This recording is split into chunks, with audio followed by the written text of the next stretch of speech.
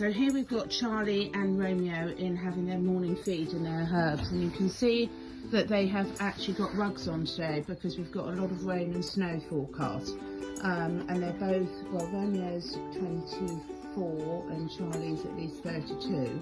So making sure now at this age you give them a little bit extra protection is really, really important. So today, herb-wise, they've got rose hips, which are brilliant for the immune system, kidneys, digestive system, structure and joints. We've got burdock root. Burdock is one of the most amazing sort of adaptogenic detoxifiers, really good to support the liver, the kidneys. It's an amazing herb. And I've got hawthorn leaf, and hawthorn leaf is really good for the circulation and the heart health.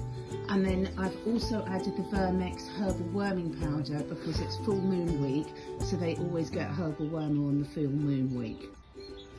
So, not a very interesting video, but part and parcel of my daily task, whether it's the horses, picking up the poo, the dogs, the cats, the guinea pigs, the rabbits, keeping the environment clean and safe for everyone is really important. So normally every morning, whilst the ponies are in eating, they've both got their rugs on today, having their morning feed and their herbs.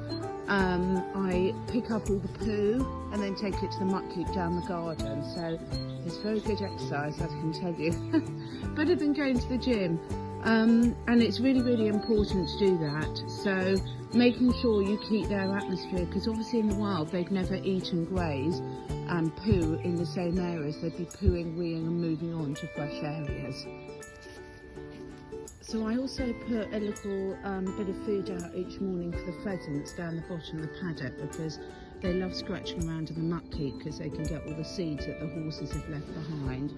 But it's really important not to forget the wild animals as well, because this is probably the most difficult time of year. We've got a difficult week coming up for them, so don't forget, if you can, the wild animals. I'll show you all the other bird feed. We're using up our logs quite quickly at this time of year in the wood burning stove, so we've got some log stores there, and we've got lots of bird feeds here, and this tree is literally alive with birds. So we've got 3 bird feeders here, and then we've got one at the end of the garden there, that tree, and then we've got one here next to my lovely monkey puzzle tree, which I absolutely love, this monkey puzzle tree.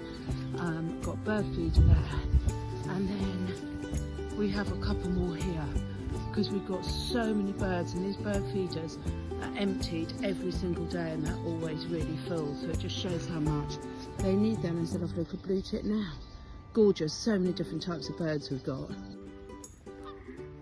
Okay, this is absolutely brilliant. So we've got 4 Canadian geese there in the middle, and then we've got 2 more there have just landed that are approaching, so I'm about to see how that is. And then up the top there we've got another pair, and the male is really protecting his female. And they're having such a great conversation. 2 of them have just flown in. It's just brilliant to watch. It's just brilliant, brilliant, brilliant to watch the interactions. And watch the males protecting their women. Men, you've got a lot to learn. I could sit here all day and watch them and listen to what they're saying to each other. Talk a lot more sense than humans. So I'm now on my lovely dog walk. We tend to go between an hour and a half and 2 hours. So I've done all the animals in the morning, taken all my supplements, have my breakfast. Then I tend to spend about an hour or so doing all my urgent emails or responding to messages.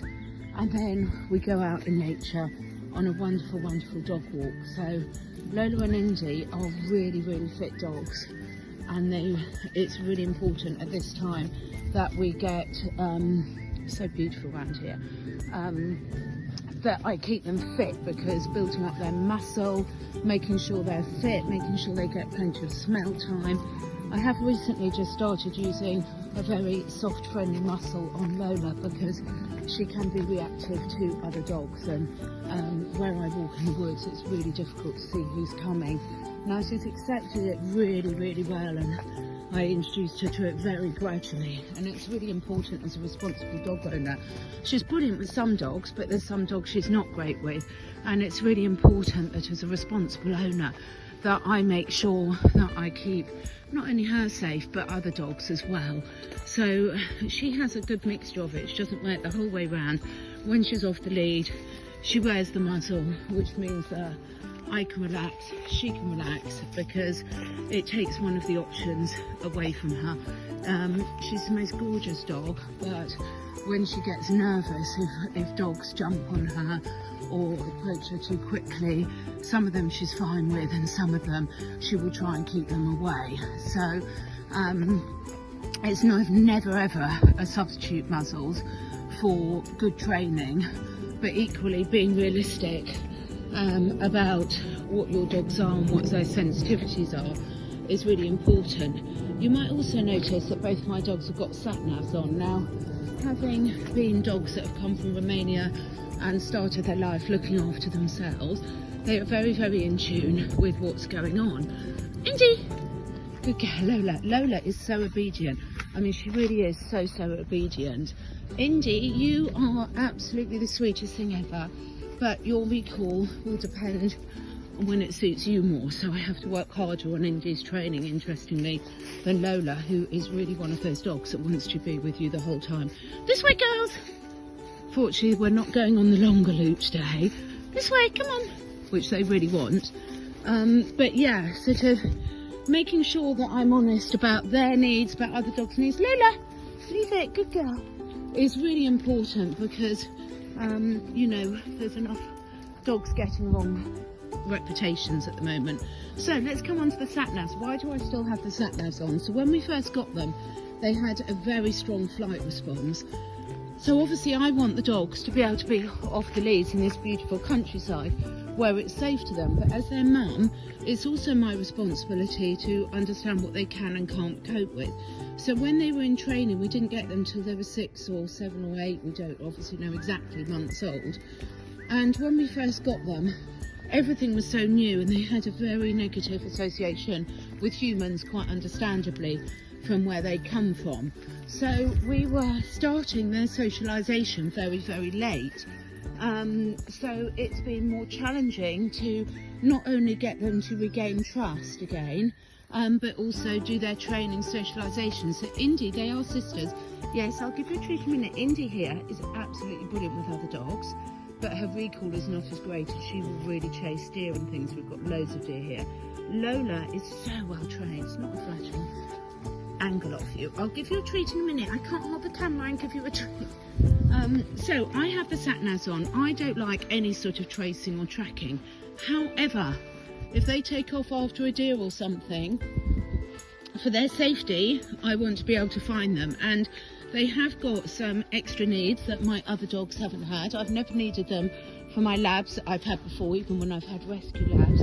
But I'm very honest about where my dogs are at. And for personal peace of mind, being able to trace them is absolutely invaluable. And yes, I have had to use it. Not for a long while, touch wood. Let's touch some wood quickly, Indy. Touch wood.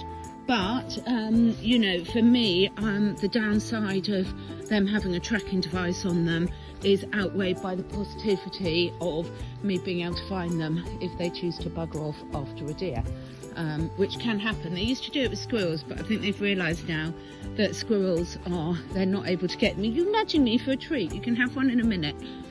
So, with the dog walk, I try and vary it each day. I let them have lots of sniffing time, lots of play time. Lola on and off with the muzzle. I'm actually really pleased. It's something I've been thinking about for a year, and I'm so pleased to how she's accepted it and how effective it is. And funny enough, you know, I know a lot of friends with dog trainers. Lola, come on. And there's pros and cons of them, because obviously when any animal gets nervous, they have the flight, fight or freeze response. However, sorry, there's some other dogs coming, so I'm just going to put them on the lead now because they're on the lead. Sorry, so obviously have to interrupt. So back on the lead because there's some other dogs coming down the track.